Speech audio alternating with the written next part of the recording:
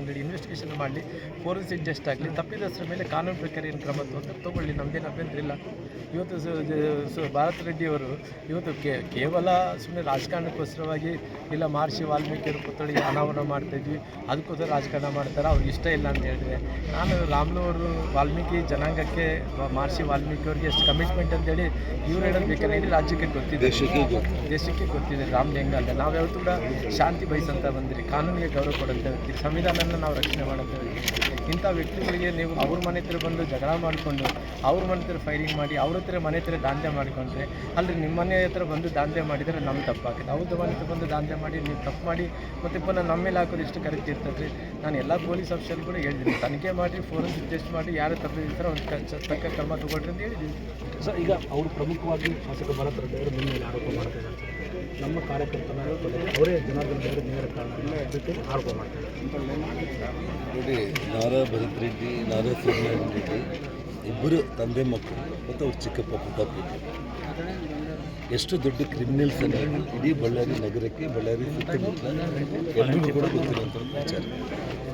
ಇವತ್ತು ಕೇವಲ ಬ್ಯಾನರ್ ಅನ್ನುವಂಥ ಒಂದು ನೆಪ ಇಟ್ಕೊಂಡು, ಕೇವಲ ಬ್ಯಾನರ್ ಅಂತೇಳಿ ನೆಪ ಇಟ್ಕೊಂಡ್ಬಿಟ್ಟು ಮನೆ ಹತ್ರ ಬಂದು 30-40 ಮಂದಿ ರೌಡಿಗಳನ್ನು ಹಾಕೊಂಡು 10,000 ಮಂದಿ ಮ್ಯಾನ್ಗಳನ್ನು ಇಟ್ಟು ಮನೆಗೆ ಅಡ್ಡಲಾಗಿ ಬ್ಯಾನರ್ಗಳನ್ನ ಕಟ್ಟಿ ದೌರ್ಜನ್ಯ ಎಸಗಿದ್ದು. ಈಗ ನೀವು ಪತ್ರಕರ್ತರು ಕೂಡ ನನ್ನ ಹತ್ರ ಏನು ಮಾತಾಡ್ತಾ ಇದ್ದೀರಾ, ಸಾಯಂಕಾಲದಿಂದ ನಾನು ಗಂಗಾವತಿಯಿಂದ ಬರೋ ಮುಂಚೆ ಈ ರೀತಿ ಮನೆ ಹತ್ರ, ಮನೆ ಆಫೀಸ್ ಮುಂದೆನೇ, ಮನೆ ಮುಂದೆನೇ, ಗೇಟಿಗೆ ಮುಂದೆನೇ ಎಲ್ಲ ರೌಡಿಗಳೆಲ್ಲ ಸೆಕ್ಯೂರಿಟಿ ಬಂದು ಅವ್ರನ್ನ ಕೇಳಿ ಯಾಕೆ ಸರ್ ಈಗೆಲ್ಲ ಕುಂತಿದ್ರು, ಅವ್ರನ್ನ ಕಪ್ಪಾಳಿಗೆ ಕೊಡಿಸಿ ತಕ್ಷಣ ನಾನು ಶ್ರೀರಾಮುಲವ್ರಿಗೆ ಶ್ರೀರಾಮುಲು ಎಲ್ಲಿದೆ ಅಂತೇಳಿ, ನಾನು ಮನೆಯಲ್ಲಿ ಇದ್ದೀನಿ ಅಂದರೆ ಈ ರೀತಿ ಮನೆ ಹತ್ರ ಬಂದು ಗಲಾಟೆ ಮಾಡ್ತಾಯಿದ್ದಾರೆ. ನಾನು ಕೂಡ ಅರ್ಧ ಗಂಟೆಯಲ್ಲಿ ಕಂಪ್ಲೀಟ್ ದಾಟಿದ್ದೀನಿ, ರೀಚ್ ಆಗ್ತೀನಿ ಅಂತ ಬಂದು ಇಳಿದೀವೋ ಇಲ್ಲೋ ನಾವು. ತಕ್ಷಣ ಜನಾರ್ದನ್ ರೆಡ್ಡಿ ಬಂದರು ಅಂತ ಹೇಳಿದ್ರೆ ನಾನು ನಮ್ಮವ್ರು ಅಂದ್ಕೊಂಡೆ. ನಾವು ಎಲ್ಲ ಪ್ರೀ ಪ್ಲ್ಯಾಂಡ್ ಆಗಿದೆ. ಅಂದರೆ ಮನೆ ಎದುರುಗಡೆ ಮಾಳಿಗೆಗಳ ಮೇಲೆ ಕಲ್ಲುಗಳು, ಬೀರ್ ಬಾಟಲ್ಸ್ ಎಲ್ಲದನ್ನ ರೆಡಿ ಮಾಡಿ ಇಟ್ಕೊಂಡ್ಬಿಟ್ಟಿದ್ರು. ನಾನು ಬಂದು ಇಲ್ಲಿ ಇಳಿದ ತಕ್ಷಣ ಶ್ರೀರಾಮುಲವರು ಬಂದು ಅಲ್ಲಿ ಅವನಿಗೆ ಬುದ್ಧಿವಾದ ಹೇಳ್ತಾ ಇದ್ರು ಅನ್ನೋದು, ಮತ್ತು ಸಿಟಿ DSP ಎಲ್ಲರೂ ಹೇಳ್ತಾ ಇದ್ದಾರೆ. ಅವನು ಬೇಕಂತೇಳಿ ಹಠಕ್ಕೆ ಗಲಾಟೆ ಮಾಡಲಿಕ್ಕೆ ಪ್ರಿಪೇರ್ ಆಗಿ ಬಂದಿರೋ ಕಾರಣ ಇದ್ದಕ್ಕಿದ್ದಾಗೆ ನಾನು ಬಂದ ವಿಚಾರ ಗೊತ್ತಾದ ತಕ್ಷಣ ಕಲ್ಲು ತೂರಾಟ ಮತ್ತು ಫೈರಿಂಗ್ ಸ್ಟಾರ್ಟ್ ಆಯಿತು. ಎಲ್ಲರೂ ಶ್ರೀರಾಮುಲು ಒಂದು ಕಡೆ, ನಾನೊಂದು ಕಡೆ, ಹುಡುಗರೆಲ್ಲ ನಮ್ಮನ್ನು ಹೇಳ್ಕೊಂಡು ಬರ್ತಾ ಇದ್ದರು. ಸರ್ ಫಸ್ಟು ಬಂದುಬಿಡ್ರಿ ಸರ್, ಫೈರ್ ಮಾಡ್ತಾ ಇದ್ದಾರೆ ಅಂತ.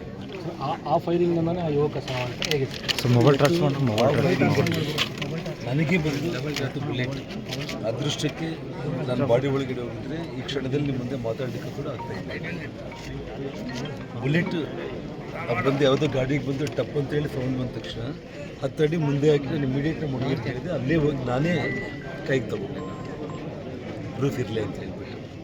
ಜೊತೆಗೆ ಆ ಫೈರಿಂಗಲ್ಲಿ ಅವನು ಡೆತ್ ಆಗಿದ್ದಾನೆ ಆ ಅಮಾಯಕ, ಅಥವಾ ಪೊಲೀಸರು ಏನಾದರೂ ಜನಗಳನ್ನ ಇದು ಮಾಡೋದಕ್ಕೆ ಫೈರಿಂಗ್ ಮಾಡಿದರೆ ನಮಗಂತೂ ಗೊತ್ತಿಲ್ಲ. ಸಿಕ್ಕಾಪಟ್ಟೆ ಫೈರಿಂಗ್ ಆಯಿತು. ಸೊ ಹಾಗಾಗಿ ಶ್ರೀರಾಮುಲವ್ರು ಹೇಳಿದಾಗೆ ಇವಾಗ ಟೆಕ್ನಾಲಜಿ, ಫೋರೆನ್ಸಿಕ್, ಯಾವುದೇ ಬುಲೆಟ್ ಅದಕ್ಕೆ ನಂಬರ್ ಇದೆ, ಅದು ಎಲ್ಲಿ ಮ್ಯಾನುಫ್ಯಾಕ್ಚರ್ ಆಗಿದೆ, ಯಾರು ತೊಗೊಂಡಿದ್ದಾರೆ, ಯಾವ ಗನ್ನಿಂದ ಬಂದಿದೆ, ಯಾರು ಗನ್ನಿಂದ ಬಂದಿದೆ, ಇದೆಲ್ಲದನ್ನು ಕೂಡ ತನಿಖೆಯಲ್ಲಿ ಗೊತ್ತಾಗುತ್ತೆ.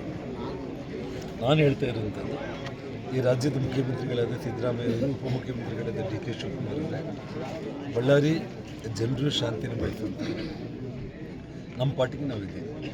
ನಮ್ಮ ಮನೆ ಮುಂದೆ ಬಂದು ನಮ್ಮನ್ನು ಜಗಳಕ್ಕೆ ತಕ್ಕೊಂಡು ಬ್ಯಾನರನ್ನು ನೆಪದಲ್ಲಿ ಇಷ್ಟೆಲ್ಲ ಅನಾಹುತ ಮಾಡಿರುವಂಥ ಆ ತಂದೆ, ಮಕ್ಕಳು ಮತ್ತು ಅವ್ರ ಚಿಕ್ಕಪ್ಪ, ಅಂದರೆ ಅವನು ಭರತ್, ಅವರಪ್ಪ ನಾರಾಯಣ ರೆಡ್ಡಿ, ಪ್ರತಾಪ್ ರೆಡ್ಡಿ, ಮೂವರನ್ನ ಪೊಲೀಸರು ತಕ್ಷಣ ಬಂಧಿಸಲಿಲ್ಲ ಅಂತಂದರೆ ನಗರ ಇನ್ನೂ ಒಂದು ಅಶಾಂತಿ ಅನ್ನೋದು ಮೂಡುತ್ತೆ ಅಂತೇಳಿ ನಾನು ಈ ಸಂದರ್ಭದಲ್ಲಿ ಹೇಳ್ಬಯಸಿದ್ದೀನಿ. ಅವ್ರನ್ನ ತಕ್ಷಣ ಬಂಧನ ಮಾಡಬೇಕು. ಇದಿಷ್ಟು ಮಾಜಿ ಸಚಿವರಾಗಿರ್ತಕ್ಕಂಥ ಜನಾರ್ದನ್ ರೆಡ್ಡಿ ಅವರು ಹೇಳ್ತಕ್ಕಂಥದ್ದು. ಇದು ಕೇವಲ ಬ್ಯಾನರ್ ಕಟ್ಟುವುದು ನೆಪ ಮಾತ್ರ, ಆದರೆ ಇಲ್ಲಿ ಉದ್ದೇಶಪೂರ್ವಕವಾಗಿ ಈ ರೀತಿಯಾದಂಥ ಘಟನೆಗೆ ಕಾರಣ ಶಾಸಕ ಭರತ್ ರೆಡ್ಡಿ ಅವರ ಬೆಂಬಲಿಗರು ಕಾರಣ ಅನ್ನೋದ್ರಲ್ಲಿ ಕೂಡ ನೇರವಾದಂಥ ಆರೋಪವನ್ನು ಕೂಡ ಮಾಜಿ ಸಚಿವ ಜನಾರ್ದನ್ ರೆಡ್ಡಿ ಅವರು ಕೂಡ ಮಾಡ್ತಾ ಇರ್ತಕ್ಕಂಥದ್ದು. ಬಸವರಾಜ ನಳ್ಳಿ, ನ್ಯೂಸ್ 18 ಬಳ್ಳಾರಿ. ನಿರ್ಭೀತ, ನಿಷ್ಪಕ್ಷಪಾತ, ವಿಶ್ವಾಸಾರ್ಹ ಸುದ್ದಿಗಳಿಗೆ ಹೆಸರಾಗಿರುವ ನ್ಯೂಸ್ 18 ಕನ್ನಡ ಈಗ ಆಪ್ನಲ್ಲೂ ಲಭ್ಯವಿದೆ. ದಯವಿಟ್ಟು ಇಲ್ಲಿರುವ QR ಕೋಡ್ನ ಸ್ಕ್ಯಾನ್ ಮಾಡಿಕೊಂಡು ಆಪ್ ಡೌನ್ಲೋಡ್ ಮಾಡೋದಕ್ಕೆ ಮರಿಬೇಡಿ. ನಿಮ್ಮ ಬೆಂಬಲ ಹೀಗೆ ಸದಾ ನಮ್ಮೊಂದಿಗಿರಲಿ. ಧನ್ಯವಾದ.